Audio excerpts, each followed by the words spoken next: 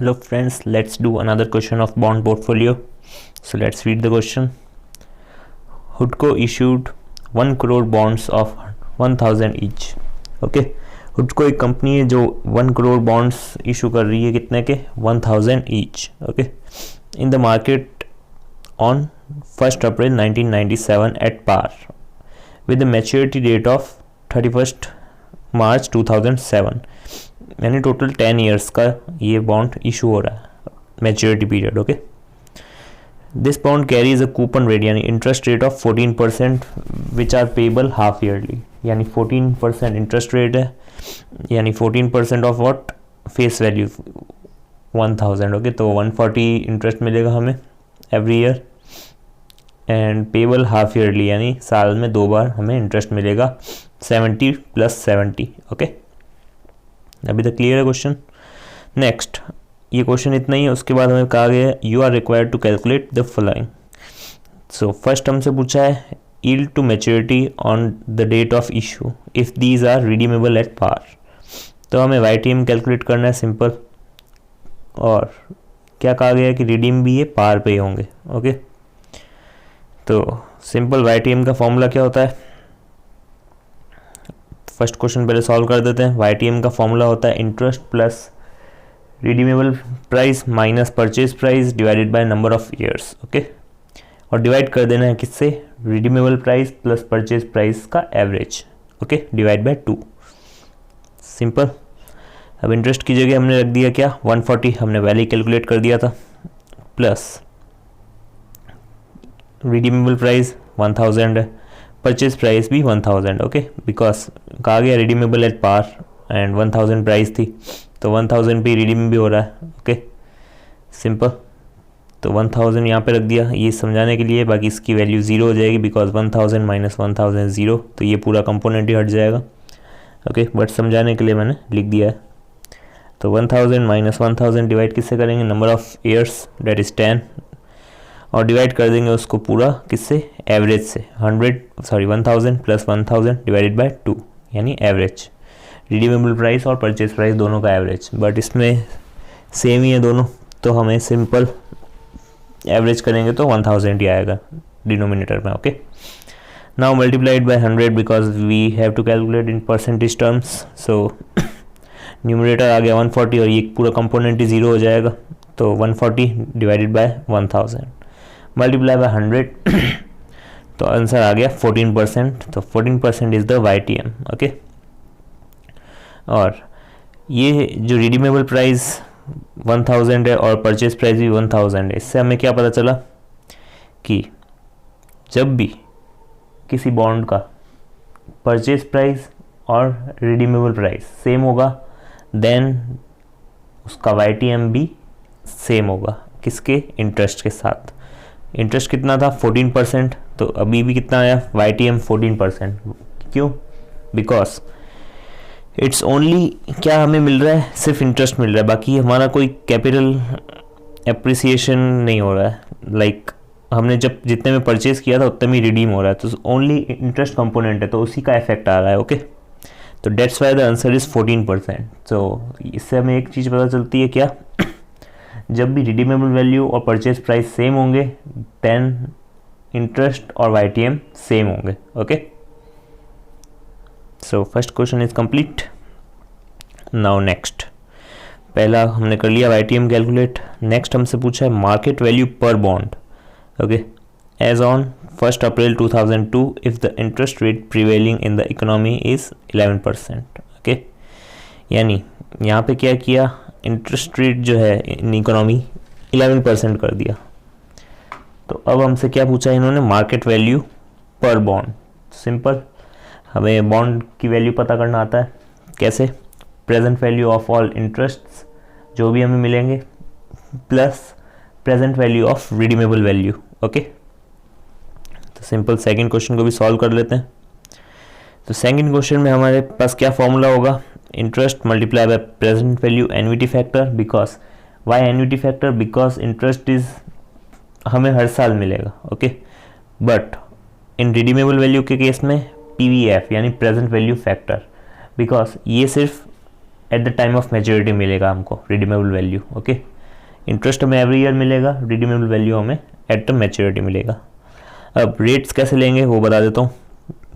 Discounting rate 11% दे रखा है in economy, तो ये इससे हम डिस्काउंट रेट मान सकते हैं। तो और इंटरेस्ट जो है वो पेबल हाफ ईयरली है, तो हमें डिस्काउंट रेट जो है 11%, इसको एज्यूम करना पड़ेगा क्या, 11% per annum compounded semi annually. Okay, यानी हाफ ईयरली। तो अब ये क्या हो गई हमारी 11% per annum compounding half yearly.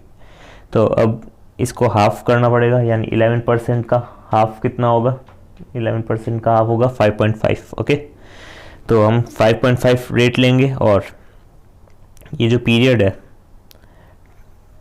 10 लेंगे। क्यों? बिकॉज हमें क्या कहा गया है, मार्केट वैल्यू पर बॉन्ड एज कब पता करनी है हमें, 2002 में, और बॉन्ड मैच्योर कब हो रहा है, 2007। तो कितना डिफरेंस है, 5 years. But interest is payable half yearly, तो we have to divide this 5 year into 10 years. Y?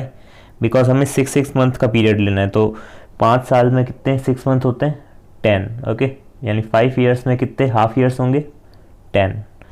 तो इसीलिए हमने यहाँ पे 10 ईयर्स का पीरियड लिया। ओके, तो रेट आ जाएगी 5.5 एंड पीरियड आ जाएगा 10।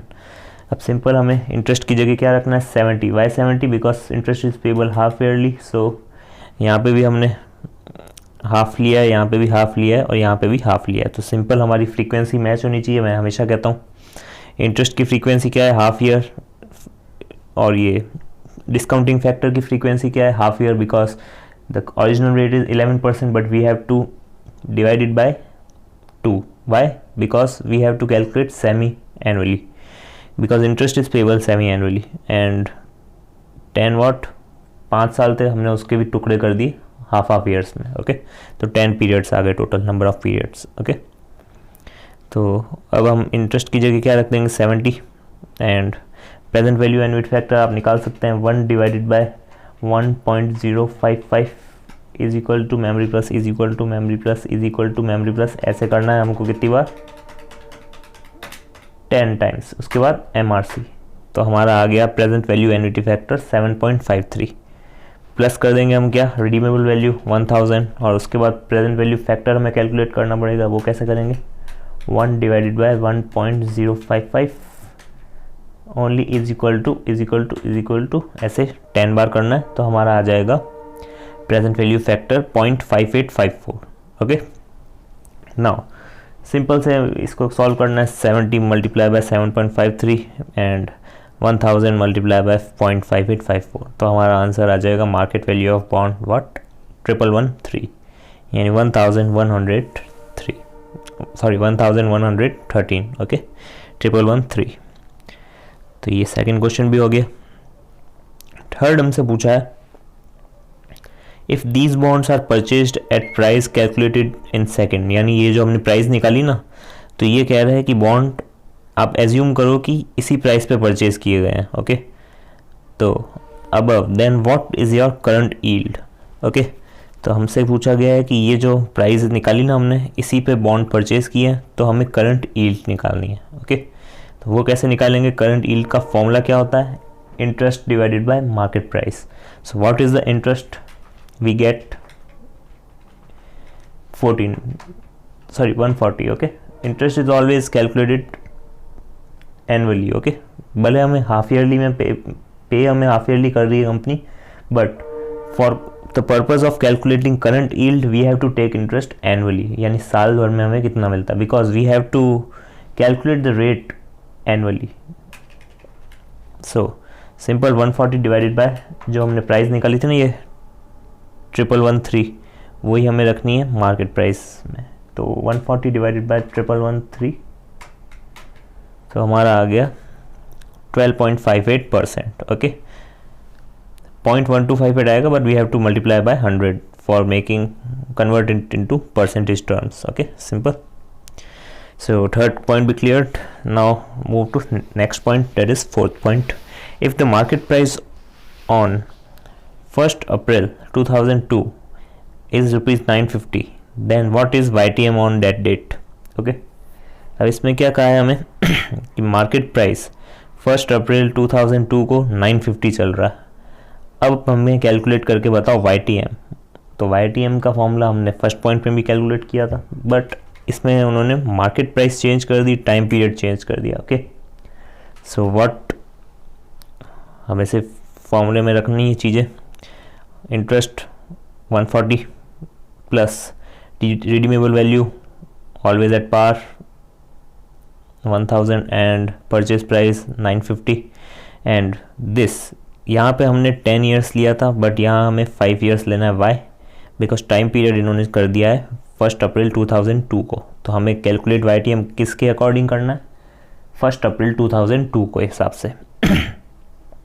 सो सिंपल 5 ईयर्स आ जाएंगे 2002 से 2007 तक, and divided by average of redeemable value and purchase price. तो सिंपल हमारा आंसर आ जाएगा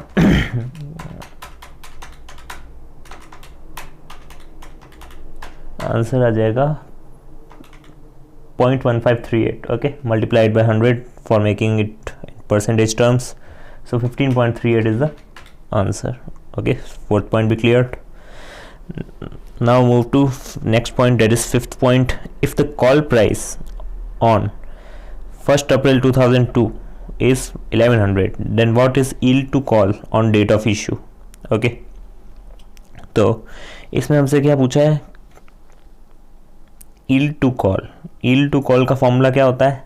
सेम एज YTM, बस रिडीमेबल वैल्यू की जगह आ जाएगा कॉलेबल वैल्यू। ओके, तो सिंपल हमें कैसे निकालना है yield to call? 140 that is the interest rate, redeemable value की जगह कॉल वैल्यू रख दीजिए जो कि है 1100 that is given in the question, and purchase price 1000 because this is the separate point. तो वो इसमें हमें कहा नहीं गया है कि हमें परचेज प्राइस कौन सी लेनी है, तो हम ये वाली प्राइस ही लेंगे 1000। Okay, so 1100 minus 1000 divided by 5 because yield to call on April निकालना है तो हमें 5 ईयर्स ही लेना पड़ेगा, and divided by callable value plus purchase price divided by 2। तो हमारा आंसर आ जाएगा